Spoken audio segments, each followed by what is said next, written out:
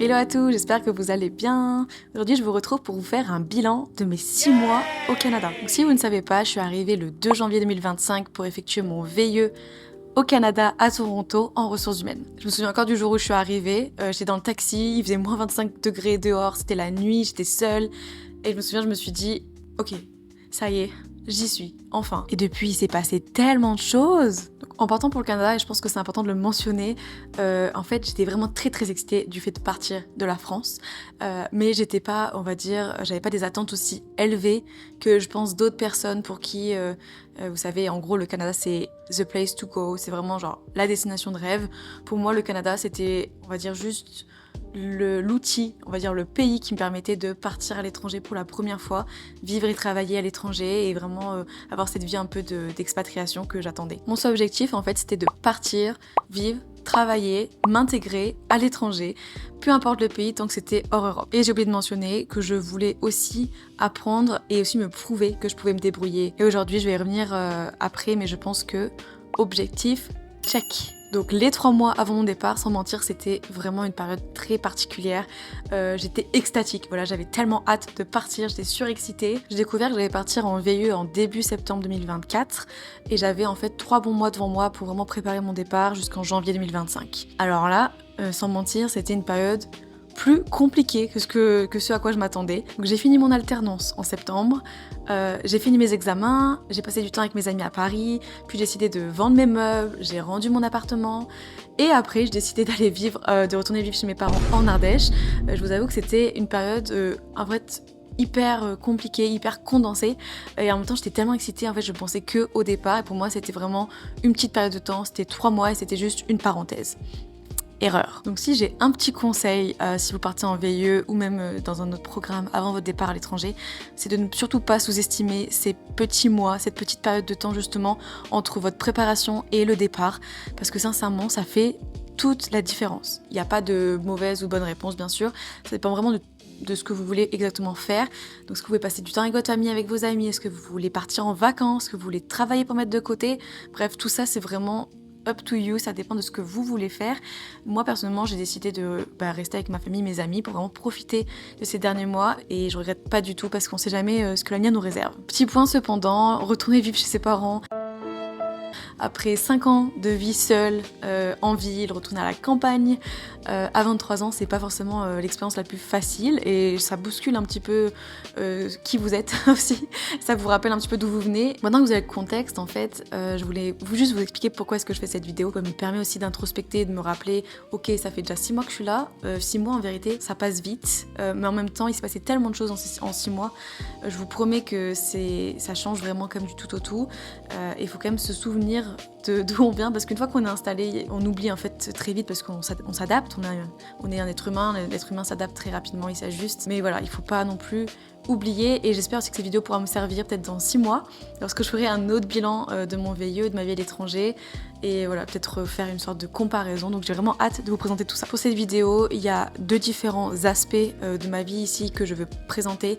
Donc c'est mon bilan professionnel et mon bilan personnel. Ok, commençons par le bilan professionnel parce qu'on va pas mentir, sans le VIE, sans ce poste-là, je ne serais pas où je suis aujourd'hui. Donc c'est très important de le mentionner. Et il y a beaucoup de choses à dire. Il y a 6 mois, j'étais vraiment surexcitée à l'idée de découvrir cette nouvelle entreprise dans laquelle j'allais travailler. Il faut savoir que dans cette expérience de VIE, il y a tout qui est nouveau. Donc le pays, bien sûr, la langue, of course, mais également le secteur d'activité, parce que je suis passée du coup d'une entreprise en alternance de minéraux à une entreprise de pharmaceutique, donc vraiment rien à voir. Mais aussi le type de poste, donc d'un poste global, on va dire au siège social, sur un poste local au niveau du Canada, sur un nouveau type de structure qui est vraiment plus petit ici, plutôt que le siège social, avec une population aussi plus spécialisée, plus technique. Après 6 mois, j'ai pas peur et j'ai pas honte de dire que je ne comprends toujours pas toutes les étapes du processus de lancement d'un médicament, par exemple, ou encore toutes les étapes légales, conformité, qui sont en fait spécifiques au secteur de la pharmaceutique. Mais voilà, j'apprends petit à petit et je commence à apprendre des informations un petit peu de partout et à créer ma propre connaissance du secteur et des différents postes ici, des différentes compétences qui sont attendues aussi dans ce secteur. Je suis quand même contente de me dire que j'ai assez rapidement intégré en fait l'organisation de l'entreprise, la structure, les employés eux-mêmes et voilà tout ce qui est lié aux produits également. J'ai quand même compris assez rapidement un secteur qui, on va pas se mentir, n'est pas facile. Alors donc j'ai eu mon point des 6 mois avec mon manager.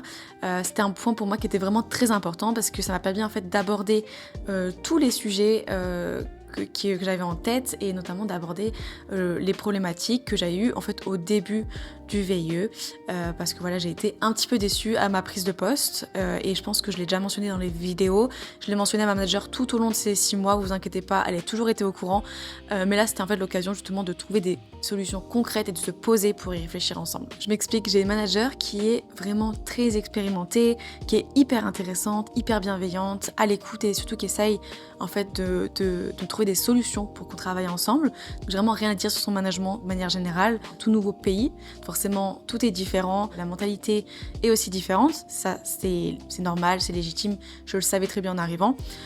Mais je me suis quand même heurtée à une grosse problématique qui était la charge de travail et la responsabilité que l'on m'accordait qui était quasi inexistante. Donc en fait, je me suis rapidement rendu compte qu'on me prenait en fait pour la stagiaire alors que j'avais déjà 3 ans d'expérience qui est assez quand même conséquente par rapport à ce poste-là et que voilà, je pense que j'avais totalement les compétences et que j'apprenais vite. Et voilà, je me suis rapidement ennuyée sur mon poste. Donc je pense qu'on s'est heurté très tôt à un problème de compréhension et d'attente, simplement, que ce soit de mon côté ou de son côté. Pour ma défense, je m'attendais à beaucoup de charges de travail, je m'attendais à beaucoup de responsabilités parce que quand même, lorsqu'on part en VIE, on quitte tout ce qu'on a pour partir dans un autre pays. Je veux dire, on s'attend à quelque chose de assez ardu, et notamment lorsqu'on a toutes ces années d'expérience, que en gros on était en compétition avec beaucoup d'autres personnes qui sont très qualifiées et qui avaient autant envie que moi de partir. Et lorsqu'on est pris, moi je m'attendais à vraiment quelque chose de très très sérieux, de très pas compliqué, mais vraiment de quelque chose de plus responsabilisant et de plus vie active, quoi, on va dire, plus adulte. Et finalement, elle m'a avoué qu'elle attendait plutôt quelqu'un qui était là pour apprendre, qui avait envie d'apprendre, mais qui prenait son temps. Et alors, faut savoir que c'est pas propre à la culture canadienne forcément, hein. C'est vraiment ma manager qui est comme ça, ma boîte aussi, qui est une structure qui est assez particulière. Après voilà, faut dire aussi que j'étais, je pense, un petit peu biaisée, dans le sens où j'avais justement cette idée de il faut vraiment valoir quelque chose, il faut vraiment travailler. J'ai travaillé dur, très très dur pendant 3 ans, comme une forcenée, littéralement pour pouvoir atteindre ce poste parce que je voulais un VIE. J'ai tout mis de mon côté pour l'avoir, j'ai vraiment travaillé très dur pour l'avoir et une fois que je l'ai eu, voilà, j'étais déçue aussi parce que mes attentes étaient un peu trop élevées. Et aussi, il faut savoir qu'en alternance, l'année dernière, j'avais un poste quand même à assez haute responsabilité dans le sens où mes managers sont partis une à une en fait assez rapidement, donc une qui est partie en congé maternité, bref, etc. Et en fait, je me suis retrouvée à faire quasiment le poste de 3 HRBP toute seule avec la HR VP, ce qui fait que j'avais quand même une charge de travail assez conséquente et en fait ça me convenait très bien et j'aime justement ce côté challengeant, de responsabilité, que ça va vite et qu'en fait on attend des choses de nous et moi j'aime ça. Donc là je me suis retrouvée un petit peu comme une stagiaire, un petit peu désarçonnée quoi. Je savais pas quoi faire, je savais pas qu'est-ce que je devais faire et je sais pas qu'est-ce qu'on attendait de moi aussi par rapport à ce que moi je pensais. Et aussi naturellement je suis quand même une personne qui aime apprendre, qui apprend assez vite, qui a des facilités d'apprentissage et surtout qui a besoin de challenger et donc c'est vrai que là c'était un petit peu la déception. Ouais. Bref, je pense que vous avez compris le point, la réalité était tout autre. Voilà, je me suis ennuyée pendant ces 6 premiers mois. Finalement là je vois juste maintenant la fin du tunnel, en tout cas un début d'un renouveau, donc on verra comment ça se passe. Mais voilà, j'ai quand même des espoirs élevés pour les 6 prochains mois et j'ai hâte de voir ce que l'avenir nous réserve. En tout cas, professionnellement, c'était vraiment 6 mois quand même de remise en question. Pas sur le départ en lui-même, parce que ça, jamais je remettrai en question. Je sais que c'est là que je dois être, je sais que c'est ce que je voulais faire. Je suis très heureuse d'être là. Mais plutôt la remise en question sur mon job en lui-même. Est-ce que j'aime vraiment les RH? Est-ce que je veux rester en RH? Et je vous avoue que j'ai pas encore fait tout le cheminement de ma réflexion. Donc on verra d'ici quelques mois comment ça se déroule, d'ici quelques années comment ça se passe. Mais voilà, j'ai des idées en tête qui sont pas encore abouties, je sais pas encore. c'est encore en maturation, voilà, on verra.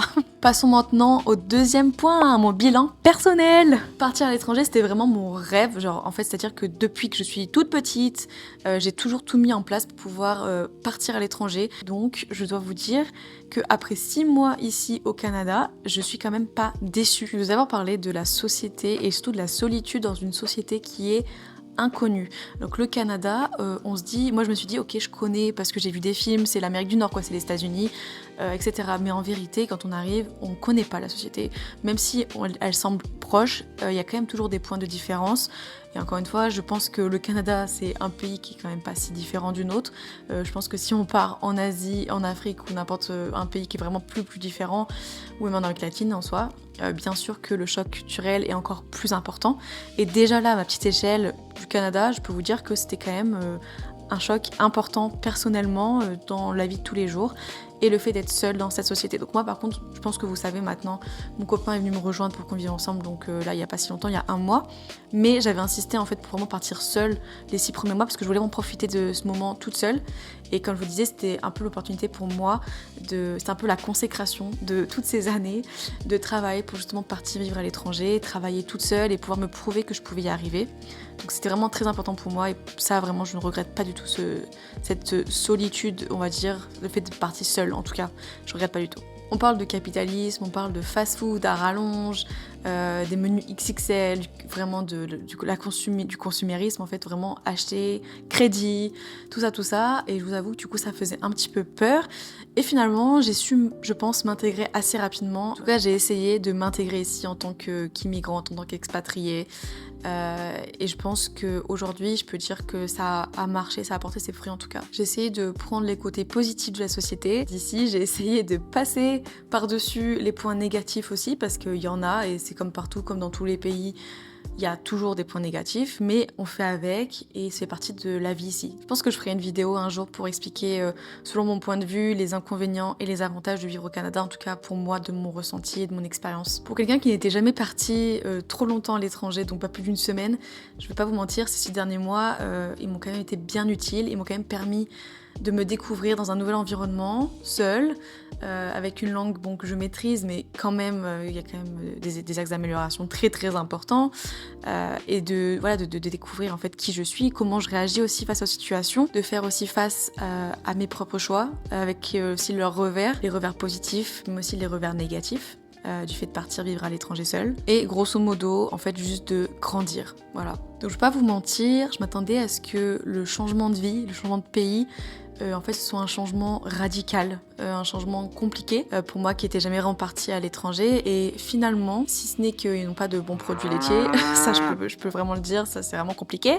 Si c'était ça, en fait, tout le reste, l'adaptation était, je l'ai pas trouvé si compliqué que ça. Bizarrement. Et encore une fois, on en revient au fait que ça reste un pays développé, c'est un pays un peu comme le nôtre, avec la même culture, donc je pense aussi que ça y joue. Si je m'attendais à devenir une toute autre personne, à découvrir quelque chose que je n'avais jamais vu, et en fait à me découvrir comme si je m'étais jamais découverte, en vérité, le changement en tant qu'individu se fait, on va dire, dans des petits détails. Mais voilà, j'ai pas en fait cette impression d'être une toute nouvelle personne, de m'être vraiment découverte, d'être, vous savez, en fait, j'avais un peu cette image qu'en partant, en recommençant tout de zéro, en étant seule, en devant se débrouiller seule, en fait, je serai une nouvelle personne et je découvrirai enfin qui je suis. Et en fait, je me rends compte que c'est pas en partant qu'en fait on découvre qui on est. En fait, c'est un peu gnangnan ce que je dis, mais je vous assure que c'est vrai.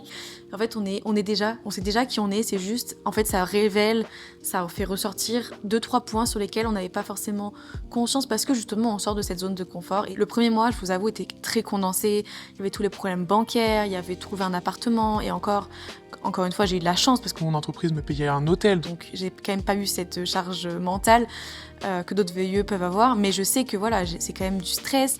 Et ce premier mois, j'ai l'impression que c'était quand même en fait plusieurs mois condensés en un seul. En tout cas, je suis très heureuse de l'expérience nationale pour l'instant et je me vois pas retourner en France pour le moment.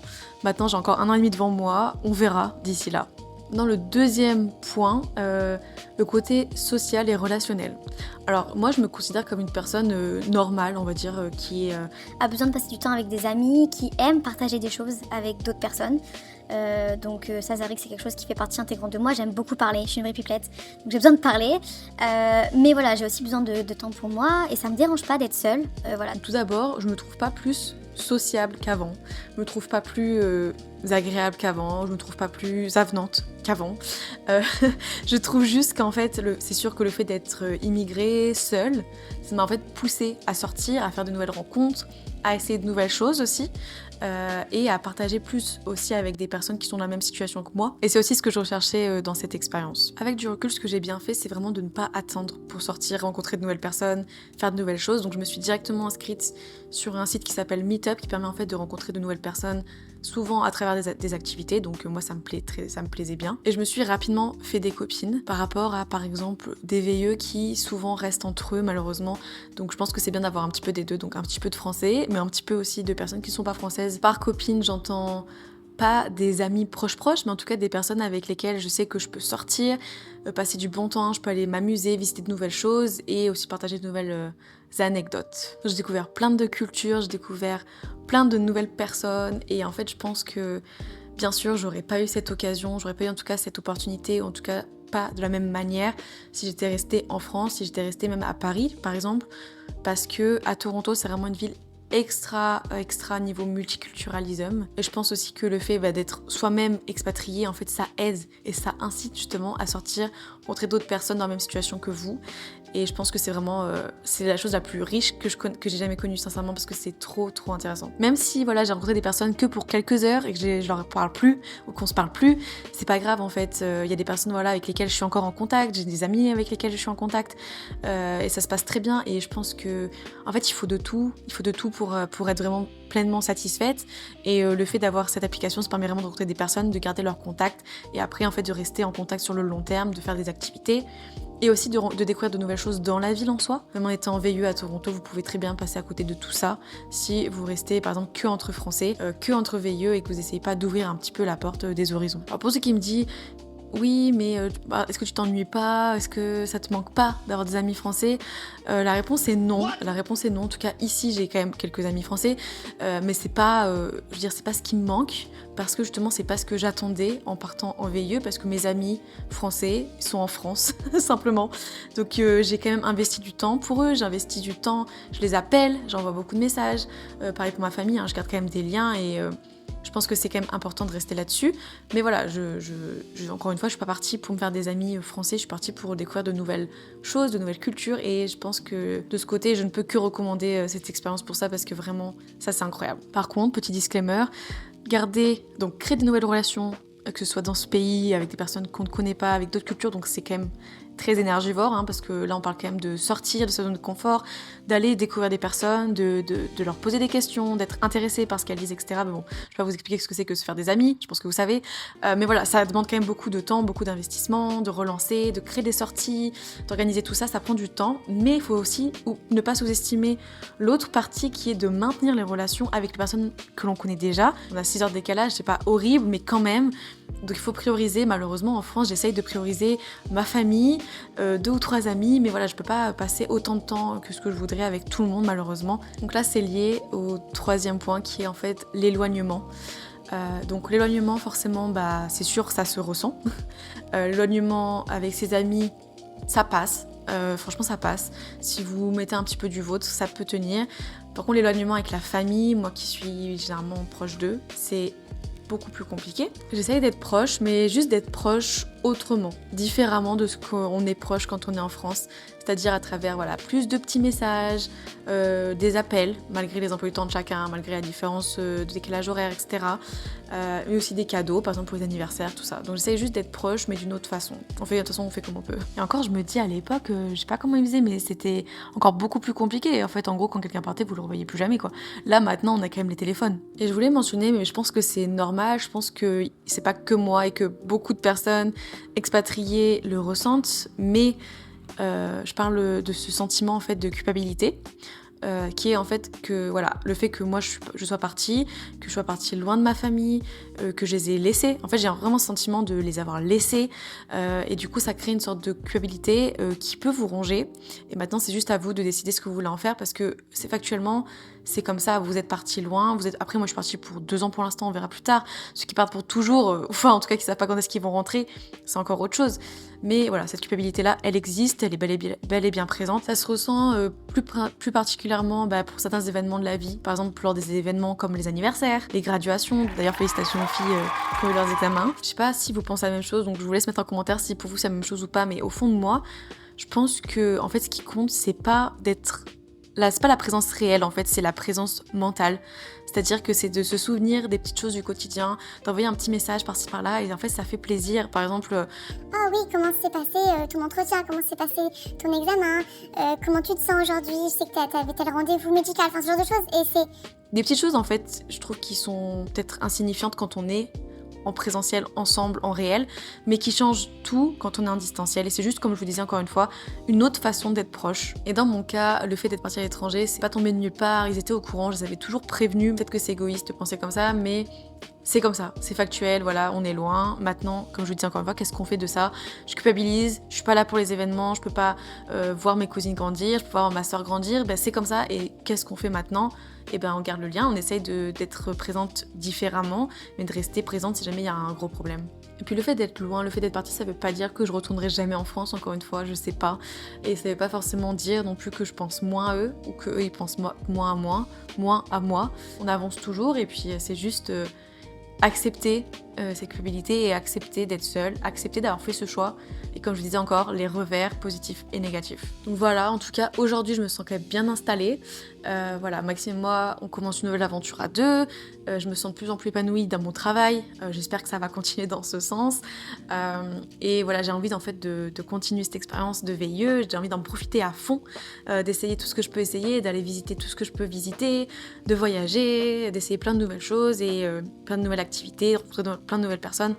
Enfin bref, vous avez compris, en gros de profiter à 100% de ce que ça peut m'offrir, parce que je sais que c'est un contrat incroyable, donc je suis vraiment très contente d'être là. Donc voilà déjà la fin de cette vidéo, j'espère en tout cas que ça vous aura plu. Moi en tout cas, je me suis bien amusée à la faire, c'est pas si facile, mais ça m'a quand même permis de remettre en perspective ces 6 derniers mois. Je pense que c'était important aussi de faire le point pour moi-même, et j'espère que ça aussi aura pu vous apporter des nouvelles informations sur qu'est-ce que c'est que d'être expatrié au Canada, qu'est-ce que c'est de vivre cette expérience de VIE seule. En tout cas, si ça vous intéresse de continuer à suivre mes aventures, en sachant que je vais avoir de nouvelles choses qui vont arriver plutôt excitantes, en tout cas je trouve, n'hésitez pas à liker, à commenter ou à partager cette vidéo et je vous fais de gros bisous et je vous retrouve à la prochaine. Ciao!